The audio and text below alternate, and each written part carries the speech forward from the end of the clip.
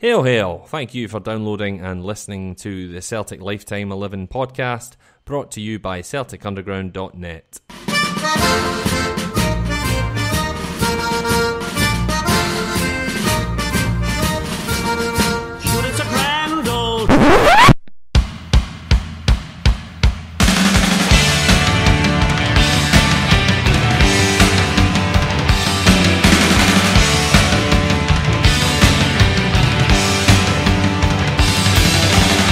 Welcome back to the Celtic Lifetime XI podcast. I'm the host, Antony Murray, and today I'm joined by a friend of a friend and a Twitter chum, Mr. Kes Devaal.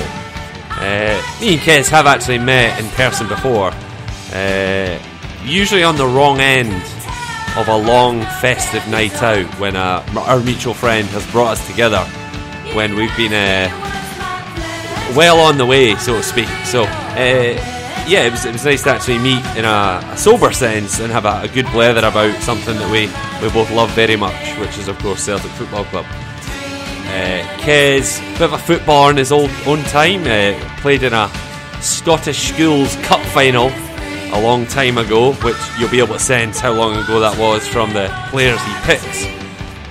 But evidently he could play a bit. I don't know the name of the school that he went to, but I think we can all guess it was a Saint something or Our Lady of X, Y and Z. Anyone who objects to that suggestion that all Celtic fans went through a wonderful Catholic education can suck it up, you know, and being postmodern. Anyway, enjoy the show. Hello, welcome to the Celtic Lifetime XI podcast, and today's guest, you might know him from Celtic Twitter. It's Kes Devaal. Welcome to the show, Kes. Hi, how you doing, Tony? Superb. Yourself? All good. Just in these strange lockdown times, but making my way through every Celtic bit of footage on YouTube, alongside some tenants, is making it a bit bearable. Is there any like curveball things that you'd never seen before, like new things? The odd thing. I mean, there was something I'd never seen before. Well, I was just really young. Celtic were playing away in Europe, a yellow strip on again, and they got absolutely battered. It was Admira Wacker, was that the team? Anyway, it was just the goals were flying in. I think it was Peter Latchford that was in goals. That was quite concerning watching that, but thankfully we've evolved from that. I saw a goal the other day that I'd never seen. It's a League Cup final from the mid-'80s that we lost. You know, so it's a loss to Rangers. So a game that, you know, you would never watch back. Uh-huh. But in it, someone we had a free kick on the edge of the box, and someone dinked it over the wall for Brian McClare hit this brilliant volley. Oh, that was a peach, eh? Oh, what a goal! And obviously it's a goal and a loss that, you know, it kind of gets downgraded. But I'd never even seen it before, and it was absolutely magic, you know. It was a usual format for Celtic in a cup final against Rangers. You know, batter them for 89 minutes and then, you know, we get done in the counter attack or a really crappy goal. So, but that was Tommy Burns with the flick over the wall. Yeah, what an absolute peach. Anyway, we're here to talk about your Dream 11 from your lifetime, and as usual, you pick the formation and you pick the players and you justify everything you come up with. So, what's your formation? Well, I'm going to go for a 4-3-1-2. Oh, this is crazy stuff. This is all right. I'm loving this already. It's confusing me, but I'm looking forward to seeing who fills these spaces. I had put down a kind of list of potentials, and I thought, right, you know, you kind of narrow it down, and you think, right, I've got to get him in. That was the only system that could kind of tick the box. So I'll batter through, will I? There's different ways to do this. As we always say in the show, previous guests have said a team that would win in Seville. So I think that might be our catchphrase line. Would this team win in Seville? I'm almost certainly the answer will always be yes. But is it purely pragmatic, or have you got some flair in there, some personal favourites?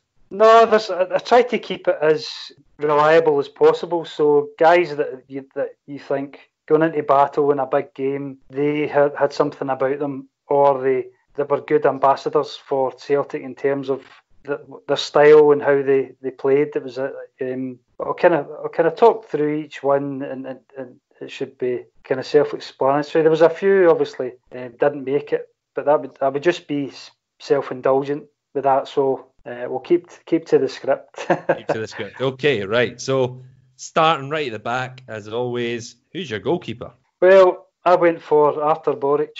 Just, from the instant he arrived, he carried, apart from being a really good goalkeeper, he carried a bit of a swagger, and had never really seen that from a Celtic goalkeeper in the past. We had always struggled with goalkeepers. Even Paki Bonner, who was a good goalkeeper, was prone to the odd clanger, especially against the Rangers. Boric was the first goalie I can remember seeing in all those years that, as well as being really, really top class, I don't know, he just had that kind of maverick kind of spark about him that it definitely gave the back four in front of him. I definitely think it made a difference in terms of how they performed. Definitely. What would you say if you had to pick a standout game? Would have been his perfect performance or his best? The obvious choice is the 2007 Champions League qualifier at home to Spartak Moscow. Sudden death. If it's in, we continue. If it fails, Celtic are in the Champions League. Asking Kovalchenko, the Ukrainian. The rise level. Abdushino. It gets even wider! Antony Murray sends Celtic into the Champions League. It's been a memorable night for Celtic. Artur Boric, the hero, and I'm sure even Lee Naylor will cuddle him now. Well, he guessed right. He got there. He made the save. He's the hero of the night, and you can see what it means to the Celtic players and what it means to the club. It's big money, it's big teams, and it's where everybody wants to be. It was a long night, but they got there in the end. And the penalty saves, again, what he was doing there was very reminiscent of Bruce Grobbelaar for Liverpool against Roma. I don't know if you can remember. Yeah. Back in the 80s. And he obviously made key saves. Obviously the pressure was on, and don't know.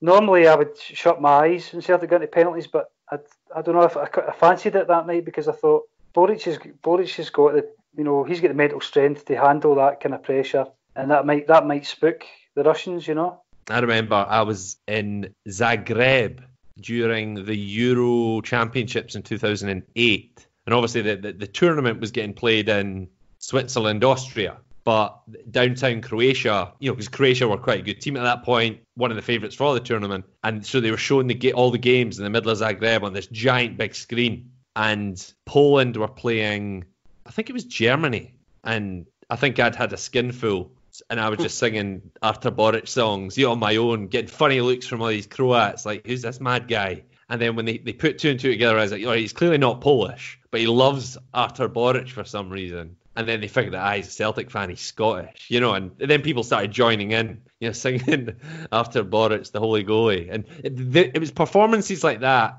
always kind of rubber stamp your approval of a Celtic player, I think. Do you know what I mean? When, yes, we think they're great, but when they go and play at that higher level, like Boric against Milan in the Champions League, when he just put up the shutters, what performances. And then when he goes to an international tournament and does it again, yeah, you see how good he was. Well, there's something really particular I like when foreign players come into the club, that obviously, key thing is that they can play, they're half decent, but I quite like it when it's really nice that when the odd one or two, they actually get the club and what it's about and the connection with the support. Lustig was very much like that, but Boric was very much like that. There was a good rapport right away with the support, and he was massive for Strachan during that period. Yeah, he even managed to turn, not literally turning defeats into victories, but I remember walking out of the pub the day we'd lost at Ibrox, and really, you've just lost a Celtic Rangers game. The league was already won, but walking out of a pub because we'd lost at Ibrox, and really quite down in the dumps as you would be. And then just as I was leaving the pub, you just one last look up at the big screen, and I just saw that Pope t-shirt, and you just saw the place go wild, and you're like, that's one of the funniest things ever. We're walking out of this winners here just because he's just wound them up so spectacularly. He's ruined their day. I don't think Baza Ferguson was too chuffed about that, if I remember. It was so funny. Exactly. You can't get enough of characters like that. And I like the fact that I think the interviewer tried to put Strachan on the spot, And I was never Strachan's biggest fan, but to be fair, that day he just said, well, John Paul II, he's not a bad lad. What are you going to do? Exactly. No, I know. It's just typical kind of media scrutiny that they would hone in on that, something like that. But there we go. I loved Boric. I just thought he had. There was a particular spell where he was definitely one of the top keepers in the world at that particular time. Yeah, absolutely, definitely. Just big games against the Rangers.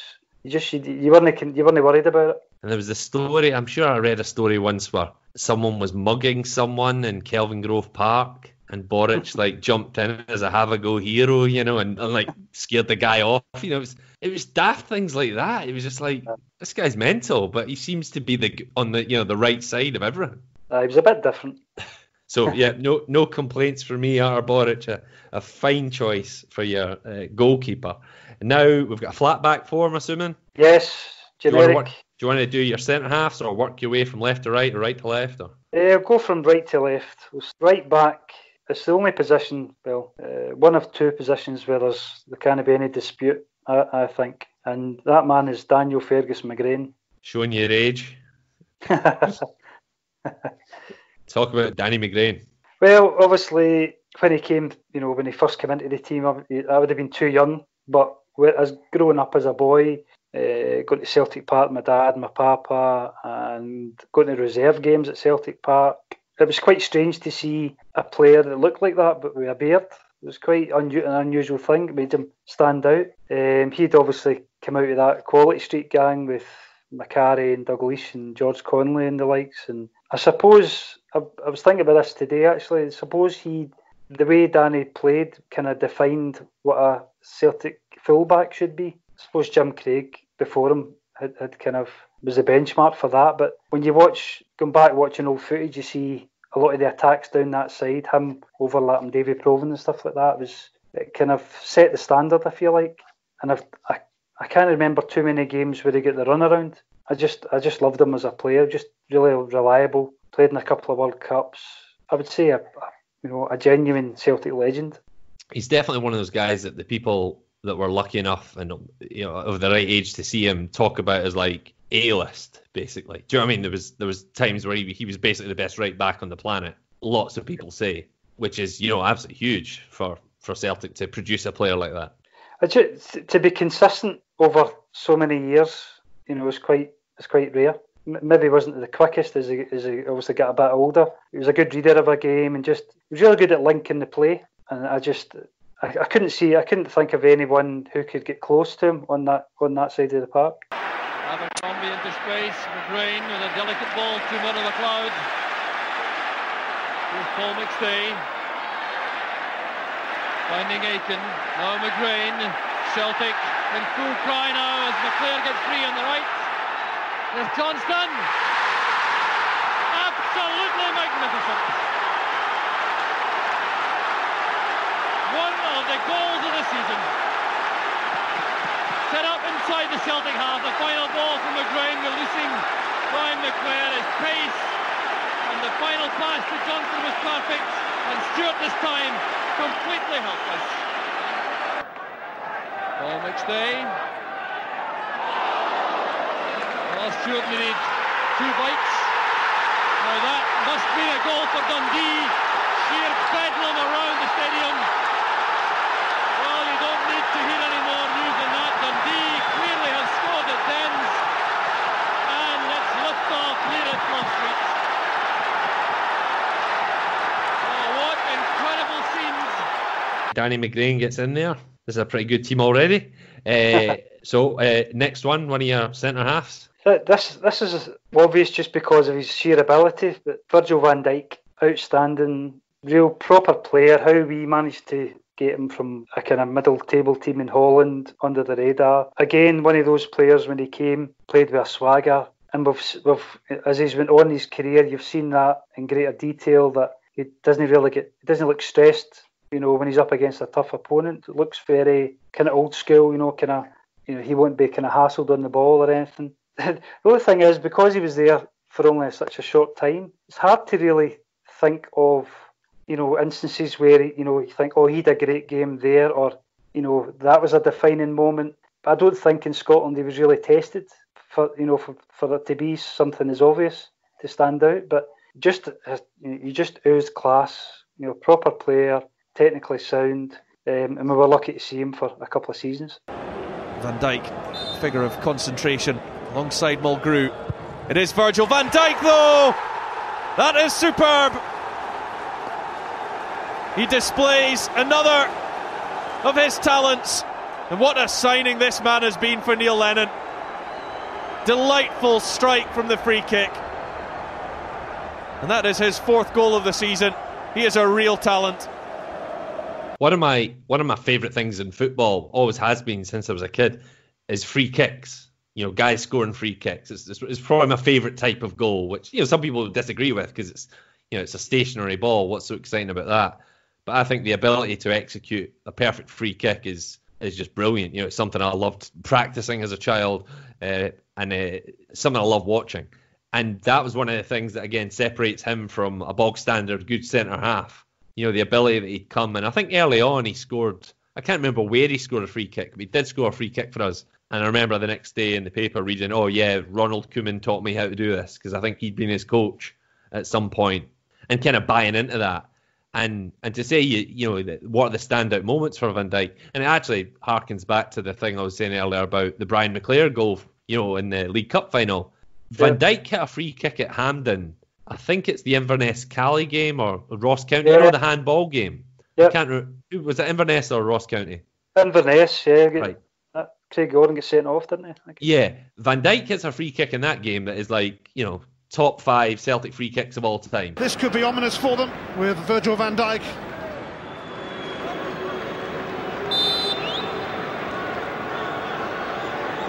It is Virgil van Dijk, and it is special! After a promising start for Inverness, Celtic have a grip on the game. Van Dijk blasted that in. Up over the wall from a good distance, hits the post.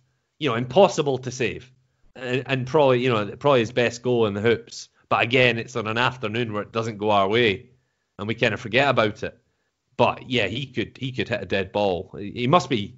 I don't know who's hitting them for Liverpool, because you never see him hitting one down there. But yeah, that ability to do that is something I'll always admire, and Van Dijk had that and scored some absolute beauties. You could have played. He's one of the players just because he's so technically sound. You could have played him anywhere, and he wouldn't look. He wouldn't look out of place. Yeah, technically, it really is an absolute. It's going to be a recurring theme on this show. Us discussing how the hell did we get that guy?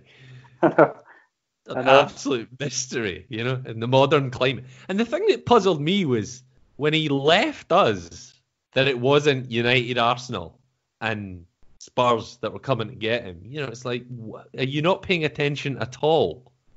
I was down in Southampton for work and managed to see. I was down there for training, and I actually took in a Southampton Liverpool match. I think it was their League Cup. What's that called? The Carling Cup, or?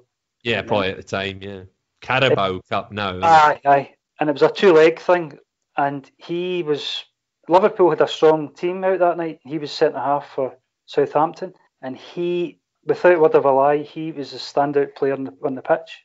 And I thought, he's not going to be there. He's not going to be at Southampton very long. Yeah. Outstanding. Be interesting to see if, I guess, this summer would have been a big opportunity for the Dutch to show up at a major tournament and do something. It's obviously been kicked back to next summer. They'll do their usual thing when they get to a major tournament and just implode. They'll fall out with each other. Aye, they do. Every time they've got a cracking squad, it's you can set your alarm for when 3 of their best players will have a fight or something. Almost certainly. Right, so who is Virgil van Dijk's partner in the middle of defence? Because I'm a Celtic da, and I've got a kind of soft spot for the 90s players that gave everything, but just obviously we fell a wee bit short. I went for Paul Elliott at the back. Another guy who sadly was only there a couple of seasons, but who really ticked the box in terms of what's required for a Celtic centre-half. Just win everything in the air. Quite stylish in terms of how he played and stuff, but it was just unfortunate at that time. It was a bit of a mixed bag in terms of the team, in terms of the skill set of the team. That's me being a bit modest on that. But he was top drawer. It was just as I say, it was just a shame that there wasn't more players of his calibre in that period. We might have been all right. Yeah, my dad never has a bad word to say about Paul Elliott. You know, he files him in that upper echelon of, you know, basically as good as it gets. You know, yeah, he wasn't here too long, but he was absolutely brilliant, and you know, just cursed like many to be around at the wrong time because he deserved better. I think he got the Scottish Player of the Year, didn't he? 1990, I think. He's fine. Was it 1991? 91, I think, when he left. He went So he was like, the country all knew, like, this guy's exceptional. Oh, he could play. Aye, and that, remember at that time, Aberdeen's and Hibs Hearts, a decent team. Aberdeen were really strong at that time. Remember, Hans Hillhouse and the like. So yeah, he was a big blow when he left, obviously. Did we get any money for him? Was it at least like a Van Dijk or a Wanyama? Did we get a payout, or did we just get rinsed? Usual rules apply. But I think we got a transfer, but I don't think it was substantial. Aye. Let me tell you that up. Right, okay, good. That centre half pairing looks intimidating to me. So who's our left back? Complete the set. Left back, I've went for Tom Boyd, Celtic TV's very own Tom Boyd. Penalty. Aye. That ref's a joke.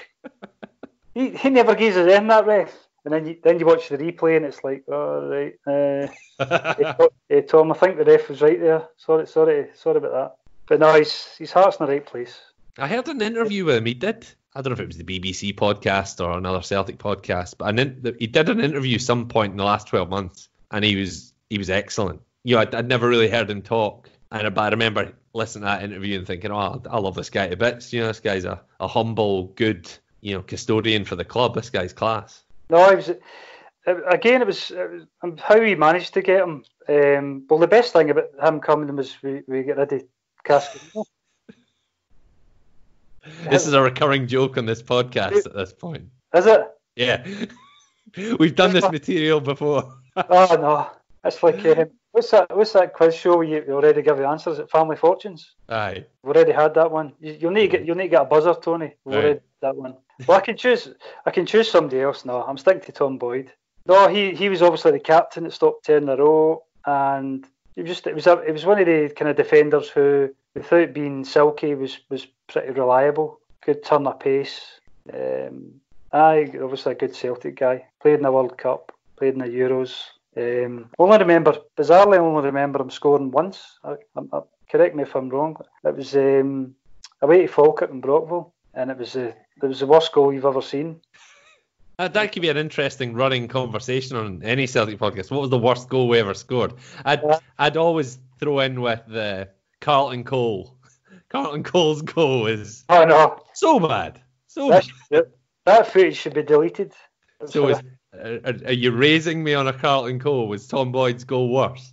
It's maybe just behind it. Maybe I'm being unfair. But it was we always wax lyrical about the Celtic way and all this, and how we play with such panache and style. And then you see Carlton Cole's goal, or you see that Tom Boyd goal at Brockville, and you're thinking, what was that there? But listen, I've been in. Watching any old football's very odd. You know, the eye has just completely adjusted to, you know, tiki-taka, you know, Brendan Rodgers, you know, spraying it about left to right. And then you watch any game from the 80s or 90s and just the enthusiasm for giving the ball away by basically all 22 players is fantastic. Even like what I watched like at the start of quarantine, you know, when I was doing my work, occasionally I'd just stick a Serie A game from 1994, you know, like a classic era Juve game, 90 minutes in Italian, have it on in the background. And you'd be watching it thinking, I thought these guys were good. And you watch it now, they're just like every right back, left back, centre half just gets the ball. Hoof. Just don't want it, you know? Ball into the channel, throw in, back to the goalie, punt it up. A lot of it was speculative. Yeah. But the problem is we went from randomness of the 80s and 90s to this kind of really, I don't know what you describe. Well, Rafa Benitez used to always talk about control, didn't he? Control. And it can be quite tedious. We got to a point under Rodgers. I know obviously Rodgers brought us success, but we got to a point under him where it was, we've actually been keeping the ball for about quarter of an hour. Any chance, just throw it in the box. I know that might sound a bit backward, but I don't know. One thing Lennon's done is he's took that on a bit in terms of, we need to kind of pepper the goal at some point. Yeah, I'm not necessarily a put it in the box guy, but I'm definitely a have a pop kind of guy. I think Scott Brown might look back at his career and say, I wish I'd shot more often. Because occasionally he hits it right, and it flies in. If Carlton Cole can score at Stranraer, then anything's possible. Right, excellent. So this is a fine back four to be reckoned with, and protected by three midfielders. Is this left, right, centre, or is this? Pretty much, yeah. Yep. Right, okay. Is one of them more designated defensive than the other, or are they just level? There's one that's quite aggressive in terms of winning the ball, and the other two are just proper, just class, just footballers.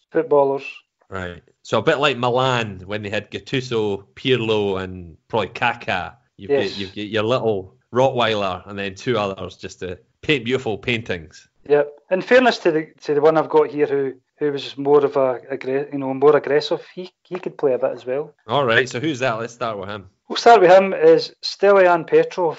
Brewster had it for a moment, then lost it. They're looking pretty bedraggled at the moment, Dunfermline.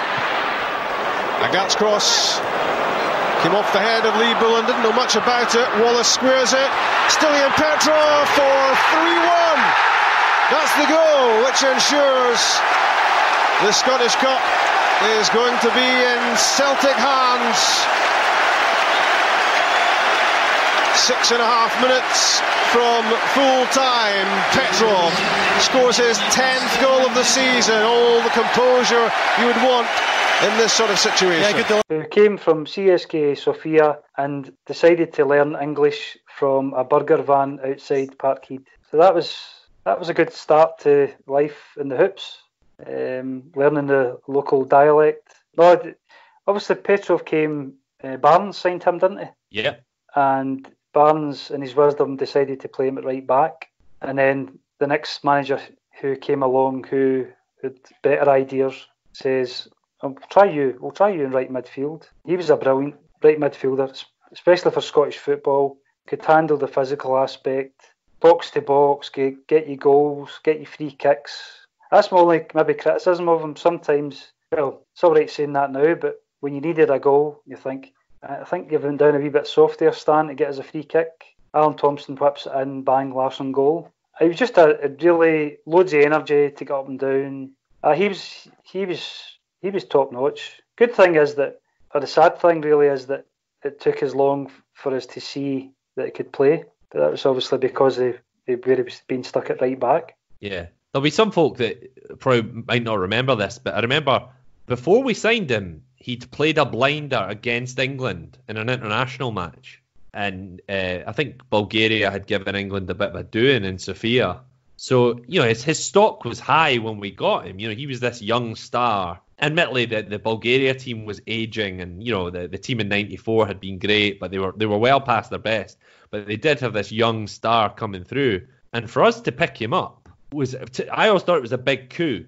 And all the way through that dreadful first season, I had faith that he was going to turn it around. So much so that I remember telling people this the summer of 2000, get your money on this guy to be Young Player of the Year next year. Because, you're not the best young player in Bulgaria for no reason. This guy must be decent. And fortunately, Martin O'Neill came in and straight away chipped him with a couple of goals, didn't he? He scored. Did he score in the 6-2? Yeah, he scored. He did score in the header at the back post. Moravcik. Lotto Cullen, this is second one. Petrov. No covering at the far post.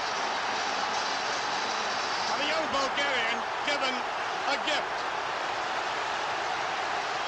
And no wonder the Rangers defenders are looking at them. Look at the way he crept in there.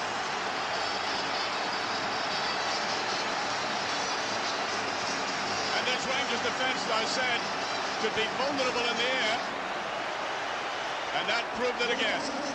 There's an enthusiasm about this Celtic team which is exceeding perhaps even this man's expectations. Yep. And then he scored a nice volley against Motherwell. So immediately at the start of that season, he's chipping in with goals in front of Lambert and Yalby and whoever else would have been in midfield at that point. And yeah, he never looked back after that first O'Neill season. He was just a constant threat.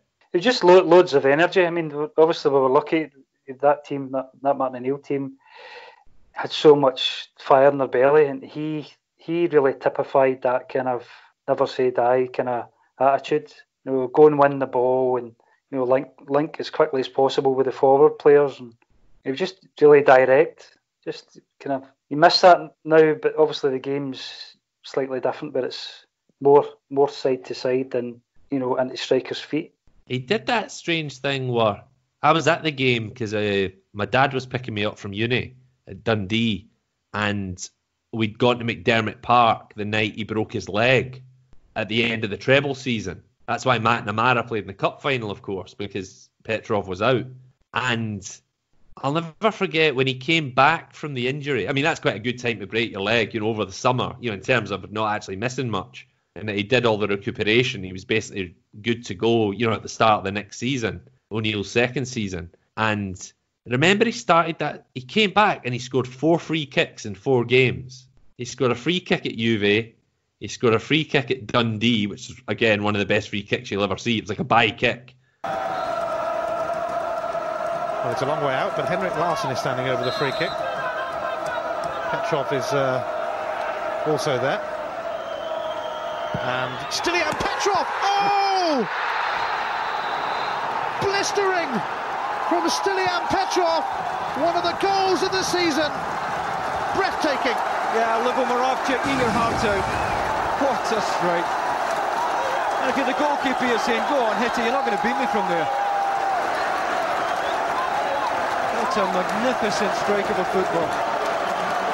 And the minute it leaves his foot, it's going nowhere else but the top corner.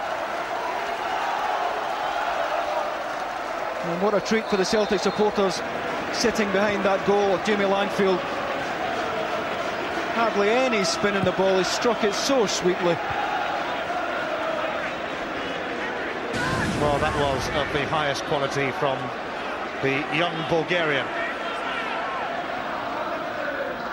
He just scudded it from miles away. Then he scored at Aberdeen, and I can't remember who the fourth one was. The fourth one's at Ibrox. It clatters through low and hard, and Kloss makes an arse of it. Yep.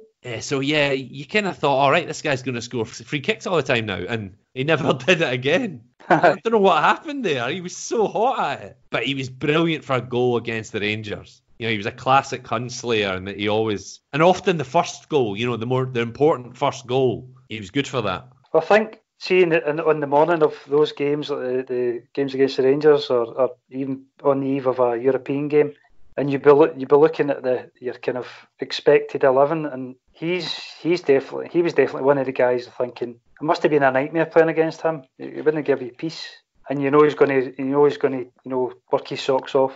It just as I say, for somebody who came and struggled, and you're thinking, what the hell was he played it right back for when he was just that? It was obvious where his strengths were. Yeah. And he scored some great goals. He scored a lot of goals. You know, he was your classic sort of modern, you know, in the same way, I don't know, Lampard and Gerrard, you know, racked up, 15 plus goals a season. He was like that. Oh, the only thing I was miffed about with him, but it's only a small thing, but I don't know if you remember, when we won the league under Strachan and the players were getting their medals, he went and stood on his own. Yeah. He was in some sort of huff. Yeah.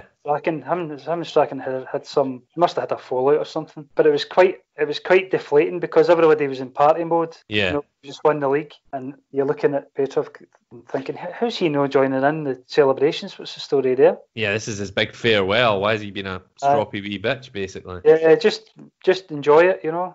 To go at a similar time, I think I was always pleased with is I have no issue with players leaving Celtic when I think they've earned the move. And if we're getting a good bit of cash and they're going with, you know, having been successful, absolutely no problem with that whatsoever. And I always liked that Petrov did sign the contract extension. It probably helped that Martin O'Neill was doing us a favour with, you know, Villa's chequebook But, he didn't shuffle out on a Bosman. We got a relatively decent bit of cash for him at the time. $8 million, I think so. And then we spent about 30 trying to replace him. Yeah. But yeah, that stroppiness was odd. But yeah, a fine player. And I remember in Euro 2004, he'd played at the base of their Bulgaria's midfield, and that's what he went on to do at Villa.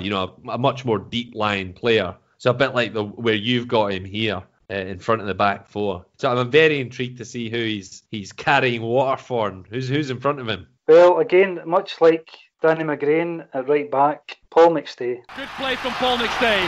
Two men waiting in the box. There's McStay looping it across to Rogan on the far side. It's back to Billy Stark. Appeals for handball against Goff, but still not clear for Rangers. There's Paul McStay. Paul McStay with the opening goal. 21 minutes into the second half. The Celtic end goes wild. A superb strike by Paul McStay. It's only his fourth of the season, but it was McStay who won that ball on the right initially. Looked over the cross. Anton Rogan nodded it down. There was Billy Stark, some appeals for handball, as the ball was then scrambled out from the head of Graham Roberts. Then nodded down again by Morris. There was McStay, and Woods was helpless. Well, Paul McStay taking the game by the scruff of the neck suddenly. Now striding forward, walking on his right. He may go all the way himself.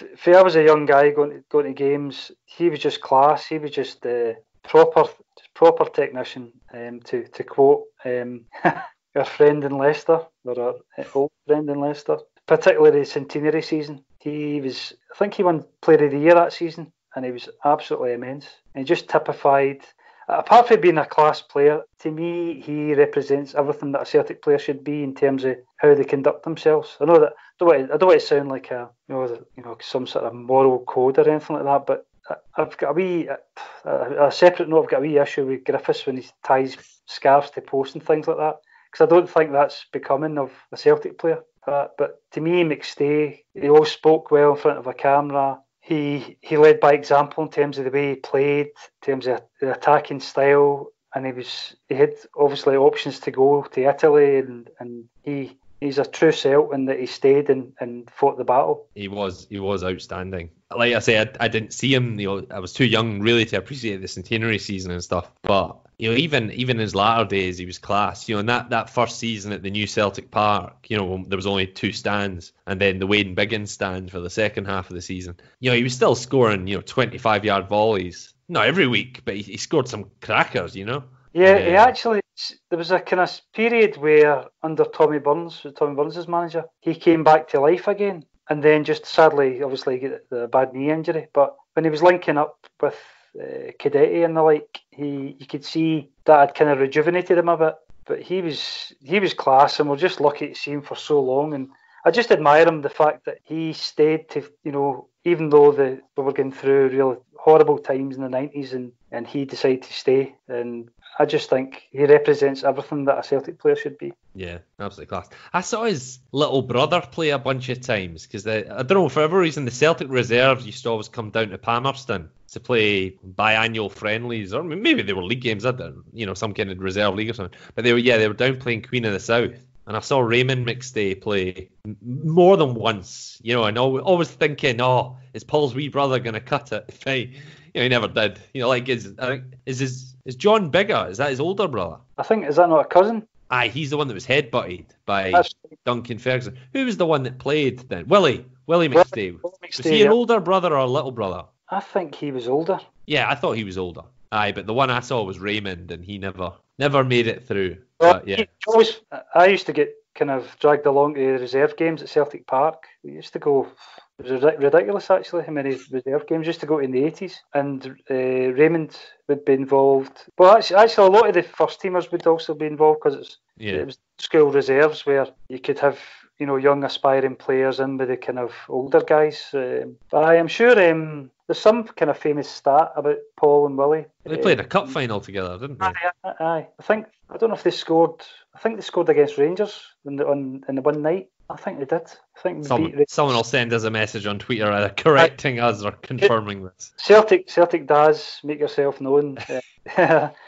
with that one. I'm sure they did. It was a midweek game and we beat Rangers 3-1 or 3-2. It seems to sounds familiar. Yeah. Yep. Right. So there's already goals in this midfield. Who's the third man in your trinity? Third man is our very own current left mid, Callum McGregor. So are the youngest, certainly the youngest so far in your dream team? Yes, spot on. So what is it about Callum that gets him in this dream team? The reason you can tell by looking at him that he is in total control of the ball, which isn't always the case with some other players that I've seen. He is really intelligent when it comes to knowing when to play safe and knowing when to kind of change pace and knowing spatial awareness and when to drop when you need to drop, and just a really intelligent footballer that he kind of susses out kind of game management, when to shift, when to go up the gears, when to take the kind of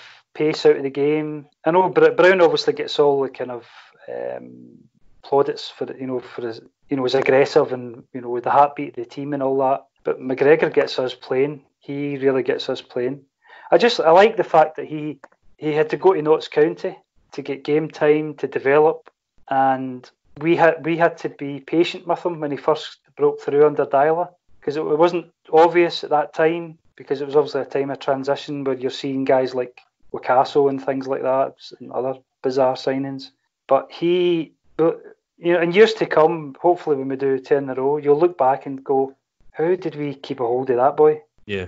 He's the only other young player to get close. Hope I'm not boring you with name dropping, but the only other young player who it reminds me of is Liam Miller, in terms of just he is I can trust him. I can trust him to do the right things. Yeah, I take a personal smugness from the fact that I saw a lot of pro youth football at that generation. I was living in Glasgow. I had a relative that played pro youth, and I went to a lot of Celtic pro youth games, and I saw McGregor at a very young age, and he was the one I picked out as the guy. This guy's the best player on this team, and I hope he gets a chance. I think he scored a hat-trick in a Youth Cup final where we beat Queen of the South 9-0. Now, obviously, you're pumping someone 9-0. It's not the hardest thing to, score a couple of goals yourself. But he did stand out. He looked like the best player. And I was aware he'd gone down to Notts County. But I kind of kept tabs on him at Notts County. And he was like, there's one thing going down to the English third tier and holding your own. He went down to the English third tier and took the piss. He was scoring like Messi goals, like picking up the ball in his own half and just running it all the way to the edge of the box and then sticking it in the corner. He was such a standout in a team that had that Jack Grealish. He was there at the same time, and McGregor's the one that the Notts County fans worship, in hindsight, because he really was a standout superstar at that league. Not that I'm saying it's the highest level in the world, but he was a young man, a young boy. And he was so good. So yeah, I was very patient with him when he came back, and then he just went. I think he did well under Dyla, but you have to give Rodgers some credit for shaping him into being an absolute star. He did. In fairness, I just think he brings so much, and even when he's not scoring or creating, the things he does off the ball. The thing that really appealed to me was John Collins, obviously, when he was assistant to Dyla. If he was prepared to throw him in, then that was good enough for me, because Collins could play. Yeah. So he wasn't just going to throw in some wee daft laddie that's been doing all right in the reserves. So they must have been seeing that at close hand at training, that he could play a bit. Yeah. And it's been worth something that we've done pretty well with the young players, is that we've had to invest in it over the long term, like him. Whereas our friends in the other end of the city, they don't believe in that kind of approach. I do wish we'd do it more often. For every Forrest and McGregor, I think maybe there's another one that gets chucked and, gets a good journeyman career elsewhere, but he's a level above. He's a superstar. He could play for anyone, I think. Oh, 100%. 100%. As I say, it won't be until years to come we look back and we go, he actually can do everything. What do you think his greatest goal was? Off the top of your head, what's the one that comes to mind? I think the half volley in the Scottish Cup final against Motherwell. Brown shows. Does a bit more than that. Loosed it quickly in. Fabulous finish! Start as you mean to go on! A wonder goal from Callum McGregor! And the double trouble is on already! It's absolutely stunning. What a strike. You cannot connect with a ball any sweeter than this. You can see he does a bit of practice. He catches that magnificently. And off the post. No one is getting anywhere near it. Because I don't know if you've ever tried a half volley. With my wrong foot. It's, sometimes I try them in the back garden, but they don't come off like that. Yeah, it was an absolute wonder goal. It was a peach.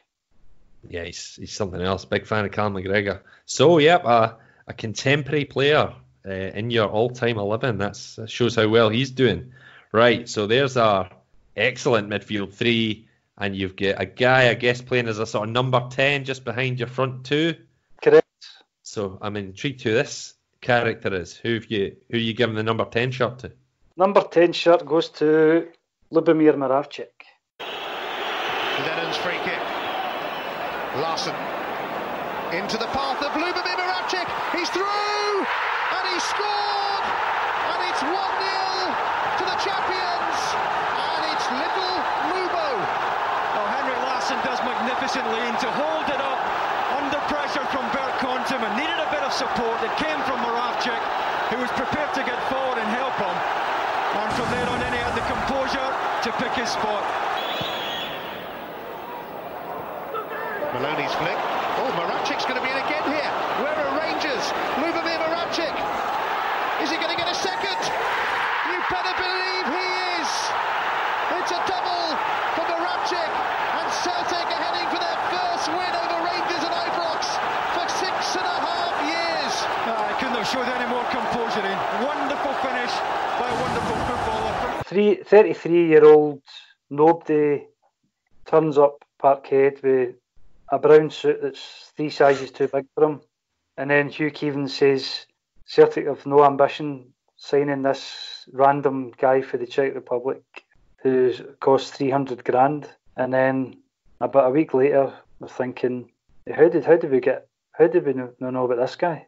Absolutely, just unbelievable talent. I think it was in the Celtic Underground podcast with Jock Brown, told a good story about how they'd gone out to sign him. Venglos wanted him, and he came, and the whole squad's thinking, thinking the same thing that everyone was thinking. Who's this guy?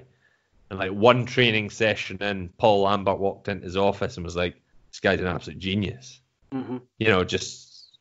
Wow. This guy's something else. And yeah, that debut, ironically, the day Jock Brown got fired or punted or whatever, Lubo finally got a run out against Dundee after we'd been put out of Europe in Zurich, I think it was. And yeah, to see a young Mark Burchill getting thrown in with Lubo behind him, and Lubo just ran the show.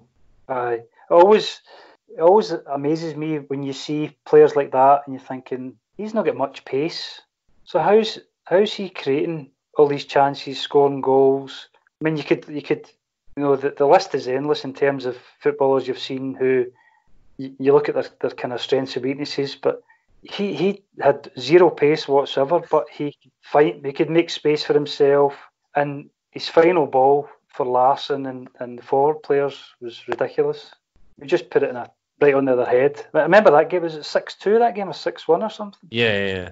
And he put one with the outside of his foot on a dish.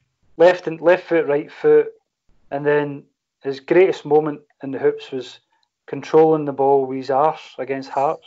So to give the listener some detail, I think he'd hit a corner, it'd get headed out or booted out of the box, way up into the sky. It's fallen from, it's a total moon ball, falling from the sky, and he just in one manoeuvre pivots over the fallen ball and half volleys it off his own ass and kills it, basically. Correct. If he'd have just controlled it, he would have got an applause. He would have got a round of applause for that. But that was, I like that cheekiness. But down the years we miss when players like that move on, we miss the kind of mercurial number 10 types, because they would fit in so well in terms of how we play. And you're right about the cheekiness. There was, to go back to the quote when he arrives, I think after the 5-1 game, the interviewer said, well, how does it feel like to go from zero to hero? And he just said, I was never a zero. It's like, you said he knew he wasn't, Aye. I remember reading a quote from Zidane. He thought he was quite good, so that sounds all right. I remember the days. It was before it probably came out as a DVD as well. But there was a video came out of like all Lubo's goals. Celtic had produced it, and it had always like pre-Celtic footage on it as well. So loads of goals in Ligue 1 for Saint Etienne and Bastia and stuff like that. And I was at uni, and I remember running down the street to buy it, like the day it came out, like running to an HMV, bagging class, because I just wanted to watch this Lubo video. I think it was A Gift from God, it was called, or something like that. Yeah, it must have been part of his contract. He must have got a cut of that. But I just sat and watched that video on loop for days, just shouting at, flatmates, come and see this, come and guy's hitting free kicks with his both feet, and just unbelievable. And what would that kind of player cost now? He'd be proper A-list. He'd be in La Liga or Serie A or the Premier League. And he'd just be an absolute phenomenon. My favourite Lubo moment, I think, is... Because one of the things that kind of annoys me is that even Martin O'Neill was on the radio the other day talking about how good Lubo was. And Martin O'Neill didn't always play Lubo. I know. Martin O'Neill used to leave him out, and you'd be sitting thinking, this guy's better than everyone on the park. Why is he not playing? One example of that was the night we were playing Motherwell, trying to get the treble season, but still, not mathematically secure. Want to get the points on the board so we were the champions. And it was a game against Motherwell at home. And it was one of those nights where Andy Gorham just put up the blockers, We were not going to beat Andy Gorham that night. He was saving everything. And then we got a free kick on the edge of the box. Lubo had just come on. And he just a classic up and over the wall, top corner. And Gorham not getting anywhere near it. And visibly being angry. Not just, I've let it go, I'm a bit annoyed. Like punching the ball into the net with fury. And Lubo running away like a little aeroplane. That was, for me, I think that was personally my finest Lubo moment. I remember that. It was like Gorham was doing his usual against us, and it was just, you couldn't see where a goal was coming from. And Lubo just pinged it in the top corner. But I agree with you that O'Neill was kind of guilty of that, wasn't he? Like, particularly in tight games where you think, if you can get Moravcik linking up with Larsson, it's shoot you in. And then, of course, he started him in the Juve game, didn't he? And he tore young Pavel Nedved a new one, his protege to some extent, if you allow for a Czechoslovak border. And Neil was like that, though. He was very cagey, wasn't he? He was very kind of, percentages, always kind of trust. Fair enough, it worked, didn't it? Now, so Lubo is feeding a front two. I am the biggest fan of a front two. I think the guy who did away with the front two killed football to an extent. So I'm ecstatic to see we've got a front two here. I'm going to assume this is going to be a routine in this show where I say Larsson's there and then we don't really talk about Larsson because we don't need to. But Larsson's there, right? Some Swedish guy up front with dreadlocks, scored some goals. He scored a good chip once against Rangers. That's pretty much about it. It's quite funny that I don't think I've ever said this anywhere before, but I'm not the biggest fan of dreadlocks. I don't get dreadlocks. Watching the 1994 World Cup and seeing this guy with blonde dreadlocks and just being like, my gut was I don't like that guy. Mm-hmm. He's got blonde dreadlocks. What's that all about? And then a couple of years later, we get linked with him. It's like, we're signing that blonde dreadlock guy. I don't know how I feel about this. I learned to put up with it. I tolerate. Yeah, he quickly turned us round. No, it's fine. What else can you say about Larsson? Just a ridiculous player. One thing I would like to say about him is how unselfish he was. He one of those players, rare players, that has the brains to say, well, I can't score for this position, so I'll just square it to my mate and he can score. But you don't. That's quite rare to get that in a striker. Mind the night he had the 2 assists against Lyon in the Champions League. Liam Miller and Chris Sutton headers, both of them.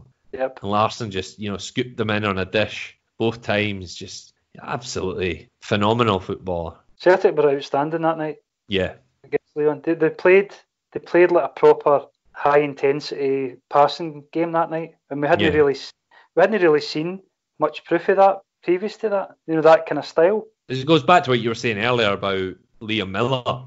Let's not spend too long talking about him, but Liam Miller came in and really looked outstanding. It didn't last long for several reasons, but he, at that moment, I guess that'd be the peak of his Celtic career. He came in, played next to Sutton and Larsson, and looked as good as anyone.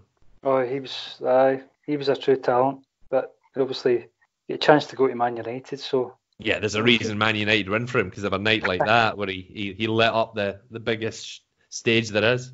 I think if I had to try and go off the wall and say something interesting about Larsson that people haven't heard before, I loved the night he left it on Gus McPherson. Remember?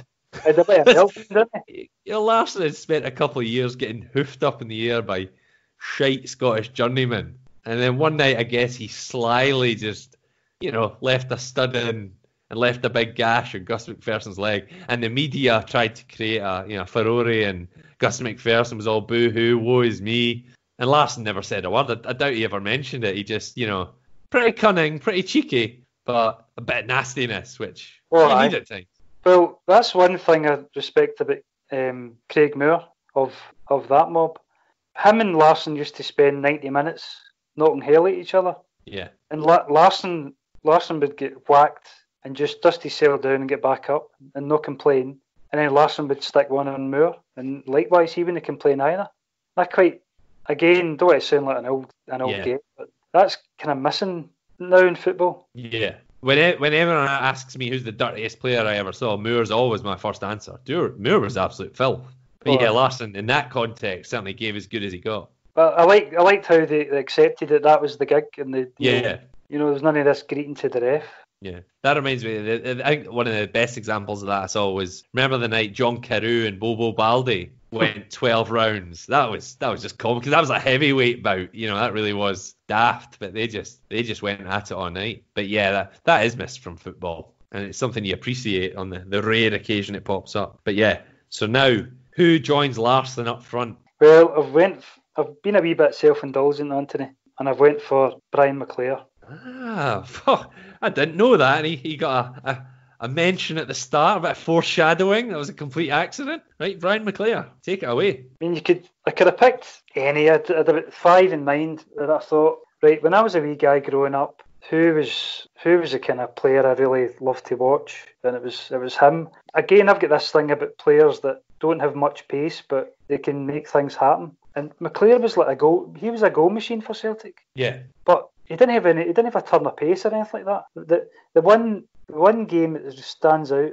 again, I was a wee guy, it was a European night, 1983, and Celtic beat Sporting Lisbon 5-0, and Celtic absolutely ran riot that night, and McClair was outstanding. If you see it, I think the goals should be on YouTube, I think, but the third goal is just a thing of beauty. The build-up, the interplay, and then the through ball for McClair, and the goal he scores actually puts us ahead in the tie. But it was like a proper Celtic goal. It was one and two touch, and then obviously my favourite Celtic goal of all time, he created the assist. Love Street 86, and I think it was the third goal. The passing down the right hand side of the park, starting off with Bain, McStay, Aitken, and then McClair squares it across to some guy who I won't mention his name, and that's my favourite Celtic goal ever. I don't know.